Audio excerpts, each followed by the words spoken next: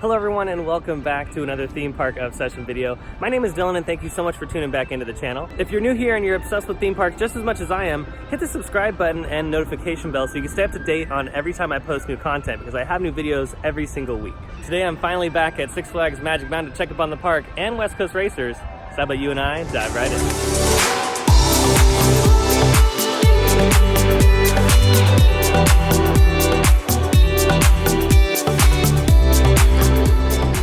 So right as we're entering the park here, you can see that there's this long line at what used to be the will call window, but now it's the general admission ticket line. So I think that a lot of people are buying specialty tickets for annual passes and stuff, so that's probably why they have to purchase it here at the park. But if you're just buying a regular day ticket here, do everything online. It's so much easier, and you can get the ticket on your phone, and they'll scan it right here at the gate for Magic Mountain or Hurricane Harbor. Some other front gate news, here at Six Flags Magic Mountain and at Hurricane Harbor, they're using cell phones and scanning your tickets from there like they do at Disneyland. So they're not using the fingerprint scanners anymore, so that results in a lot quicker entry process, which is awesome and extremely efficient. So I'm glad they're using the cell phone technology instead of the fingerprint technology, just because it takes too long. So hopefully we'll see this at Universal Studios and Knott's relatively soon. Here at the entrance plaza, they're getting ready for Fright Fest. You see I have a lot of the lights up, and there's some episodal fixtures. There's some over there as well, and some more black lights and strobe lights are kind of making their way here in the entrance plaza, so that's pretty cool. Ooh, look, and right here's a fog machine. It's a fog machine box.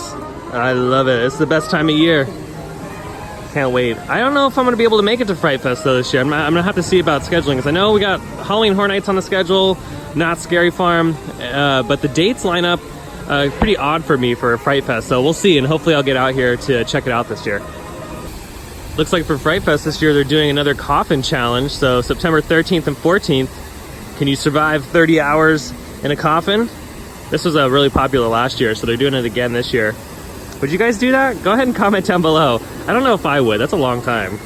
But here's the dates for Fright Fest: September 14th through the 29th, and October 4th through the 31st, and then November 1st through the 3rd. And what's cool is Fright Fest is not a separate ticketed event. You could actually just buy a ticket for the park, and at 7 o'clock is when they pretty much bring all the monsters and spooky people out.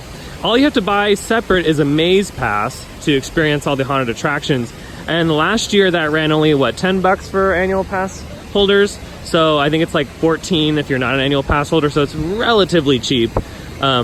I would assume they're keeping the same amount of pricing this year. If anything, they'll probably increase it by a couple bucks, but yep, that's the only thing you need to buy separate. Full Throttle has a long line today. Thankfully it's in the shade. It's another scorcher today. It's like 102 degrees today.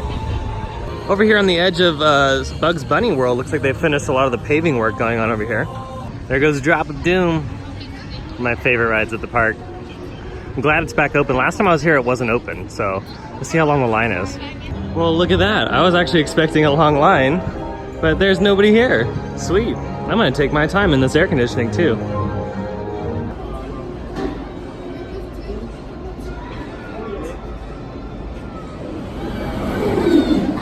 Over here by First Aid, you can see they've installed more episodal fixtures for Fright Fest. So it looks like they'll bring back the spider structure that usually sits right over here. It's like this big archway. That's really cool. That sits over here, leading into the steampunk district. So it'll be cool to see that come back.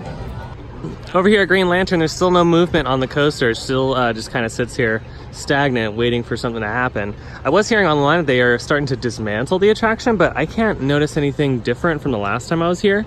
So I'll keep an eye on it for sure. Maybe they're just doing things slowly but surely on the inside of the show building right here where the queue space is and station. But other than that, on the outside, I'm not really seeing anything different. But yeah, we'll keep an eye on it in the next couple of weeks and see if they are gonna keep it or if they're gonna go ahead and get rid of it. Crazanity is unexpectedly closed again, which is odd. You'd think that they'd have it open for the rest of the summer here, because we only have a few more weeks left and then everyone kind of goes back to school and work and all that, and summer season comes to a close. Yeah, I wonder what's going on with Crazanity today. Riddler's Revenge is also closed. I wonder if it's just like a time of the season at the park where they're just going through a lot of refurbishments and routine maintenance on some of these rides, but Riddler's Revenge is another one that's down today. And then as far as Fright Fest is concerned, they haven't started decorating this plaza yet, which I'm sure they will very, very soon. Probably in the next like 2 or 3 weeks they'll get this all decked out. Well, over here at the West Coast Racers site, you can see they've made a lot of progress on the construction site here. You can see that they've installed the track on this section over here. They've gone a little bit more vertical on this side that's leading up into the spaghetti bowl. Yeah, this is looking cool. Slowly but surely, we're making our way to the finish line.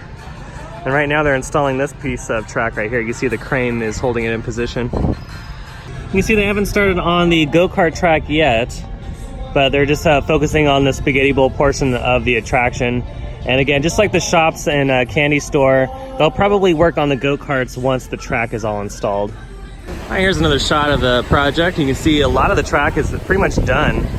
So you can see they're just installing this piece over here, the first inversion into the spaghetti bowl. They recently just put up this support right here too. So yeah, everything's looking pretty good. The movement is a lot quicker than what we saw in the past.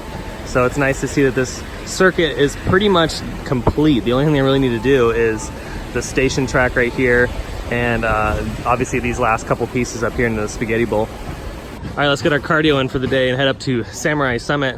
Let's see if they've started any Fright Fest work and check up on Tatsu and Ninja up there, see what's going on. All right, and then here's a slightly overhead shot of the construction project.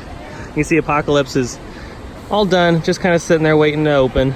And West Coast Racers is nearing the finish line. But that's all we can see this week. Maybe next week they'll finish up the track work and start working on the new land that they got planned for this. And then hopefully in the next, like, I don't know, month, they'll start testing, which will be really exciting. Here at Samurai Summit, and you can see they are prepping for Fright Fest up here too.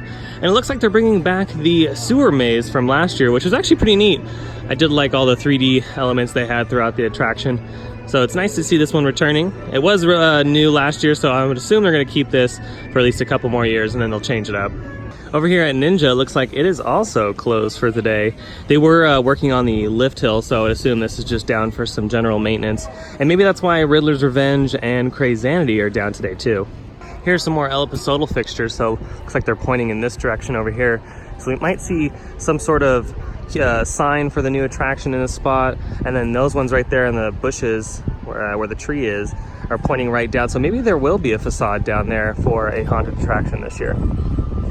What's a little unfortunate, as we were walking down over here underneath Tatsu, I saw a lot of people spitting on the ground right here, and that's kind of unfortunate, knowing that you know, we live amongst people that are that childish. I mean, there's people walking down here, and to get spit on is absolutely disgusting, and it's just completely inappropriate. I mean, you come here to have fun, not worrying about anything else. You don't need to try to be cool and try to spit on somebody. That's just, no, just enjoy the ride. Ooh, look at how spooky it's getting over here. I'd love all these cobwebs they do in the day glow UV stuff. It looks so cool at night.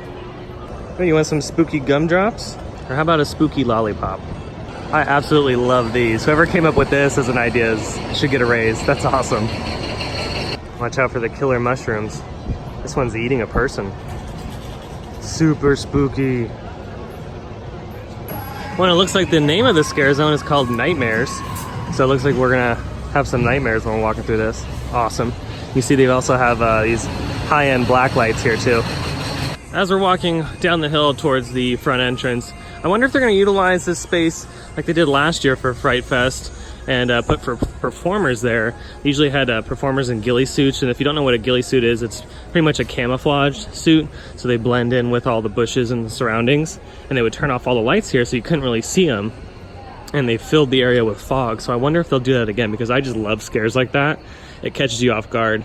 But if not, I mean, maybe something new in this area, because it's such a large, expansive area that leads up to the scare zone at the top, so they could definitely utilize it for something. All right, let's make our routine stop inside the Emporium over here into the front entrance and see if they have any new merchandise items. All right, these look to be new. So they got some new thermos and some coffee mugs. And let's just see how much these are. These are $10.99. Oh wow, that's like a really good deal. That's like the cheapest I've seen. I haven't seen $10.99 in a long time. I'm so used to Disneyland and Knott's Berry Farm and Universal prices. All right, even these look pretty cool. How much are these? These are $16.99. It's not bad. It's a really cool design. We have some patriotic Six Flags merch here. This one just says Six Flags Magic Mountain, and so does this one. So we got a red and a blue. These are $17.99. We have some cool Flash t-shirts. Always be yourself unless you can be the Flash. Then always be the Flash.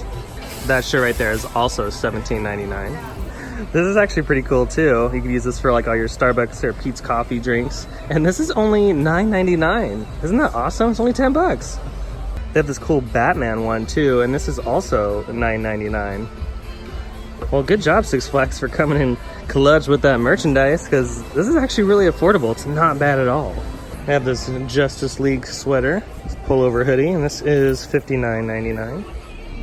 Well, I think that's going to do it for today's video. I hope you enjoyed it. If you did, go ahead and smash the like button. And if you're new here and you love theme parks just as much as I do, hit the subscribe button and notification bell, because I have brand new videos every single week and you won't want to miss out. Other than that, I hope you have a beautiful day, and I'll see you next time in the parks. Bye.